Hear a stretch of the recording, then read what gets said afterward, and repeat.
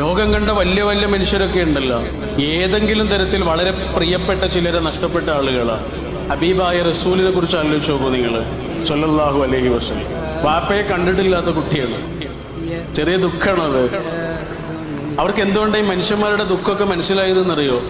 അവർ ദുഃഖം അനുഭവിച്ച ആളുകളാണ്. അതുകൊണ്ടാണ്. എന്തുകൊണ്ടാണ് യതീമിനെ കുറിച്ച് ഇത്രയേറെ പ്രവാചക തിരുമേനി പറഞ്ഞു തന്നത്? എന്തുകൊണ്ടാ? പ്രവാചകരെ, എൻ്റെ മനസ്സ് വല്ലാതെ ഇങ്ങനെ വരണ്ടു പോകുന്നുണ്ട്, എന്താണ് പരിഹാരം എന്ന് ചോദിച്ച ഒരു സുഹൃത്തിനോട് നബി പറഞ്ഞത് എന്താണെന്നറിയോ? എടാ, ബാപ്പ ഇല്ലാത്തൊരു കുട്ടിയെ പോയിട്ടൊന്ന് ഉമ്മ കൊടുത്തു നോക്ക്.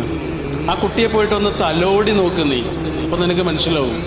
സ്നേഹം കിട്ടാത്തവർക്ക് അത് കൊണ്ടുപോയി കൊടുക്കണോ എന്നാണ് ആ പറഞ്ഞത്. കിട്ടാത്തവർക്ക് കൊണ്ടുപോയി കൊടുത്തു നോക്ക്, അവർക്കതൊരു നിധിയായിരിക്കും. ആ കുട്ടിയെ നീ ഇങ്ങനെ തലോടുന്ന സമയത്ത് അവൻ്റെ കണ്ണിലുണ്ടാകുന്ന ഒരു വെളിച്ചമുണ്ട്. എടോ, അതിൻ്റെ പേരാണ് സ്നേഹം.